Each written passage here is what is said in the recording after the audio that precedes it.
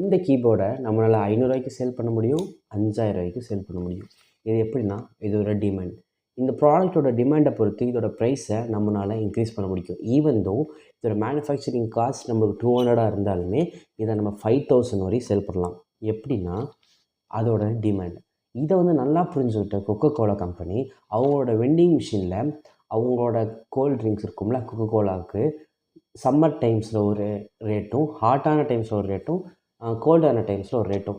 ஹாட்டான டைம்ஸில் டிமாண்ட் அதிகமாகும் ட்ரிங்க்ஸ்க்கு, அப்போ அவங்களோட ப்ரைஸ் இன்க்ரீஸ் பண்ணுவாங்க. கோல்டான டைமில் டிமாண்ட் கம்மியாகும், அப்போ அவங்களோட ப்ரைஸை டிக்ரீஸ் பண்ணுவாங்க. இப்போ ஹாட்டான டைமில் டிமாண்ட் அதிகமாக இருக்குன்ற போது அதுக்கு தானே அவங்க சேல்ஸ் நடக்கும், அவங்களோட ப்ராஃபிட் மார்ஜின் இன்க்ரீஸ் ஆகும்.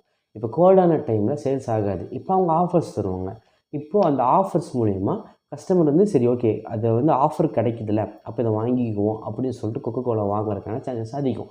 ஸோ இந்த பிஸ்னஸ் ஸ்ட்ராட்டஜி யூஸ் பண்ணி அவங்க வெண்டிங் மிஷினில் சின்ன சேஞ்சஸ் பண்ணனால அவங்களோட சேல்ஸ் ரொம்ப அதிகமாச்சு. ஸோ இந்த ஸ்ட்ராட்டஜி நம்ம பிஸ்னஸில் எப்படி ஃபாலோ பண்ணலாம்? சீசனல் ப்ரைஸிங் கொடுங்க, ஆஃபர்ஸ் கொடுங்க. சீசனலாக இப்போ நம்மளுக்கு ஒரு ஃபெஸ்டிவல் டைம்னால் இந்த ஒரு ஆஃபர்ஸ் கொடுங்க. ஒரு கரெக்டான ஆஃபர் கொடுத்தீங்கன்னா கஸ்டமர் ஃபஸ்ட்டு உள்ளே கொண்டு வந்து அப்புறம் எக்ஸ்பீரியன்ஸ் பண்ண வச்சு அவங்க சேல் பண்ணலாம். அப்போது டிமாண்டுக்கு ஏற்ற மாதிரி நீங்கள் சப்ளை பண்ணுங்கள். இப்போ நீங்கள் ஜாக்கெட் வச்சுருக்கீங்க, ஒரு வின்டர் ஜாக்கெட் வச்சுருக்கீங்க, சம்மரில் போய் வின்டர் ஜாக்கெட் சேல் பண்ண முடியுமா? முடியாது. ஓகே, அப்போ அதுக்கான டிமாண்ட் அங்கே க்ரியேட் பண்ணணும்.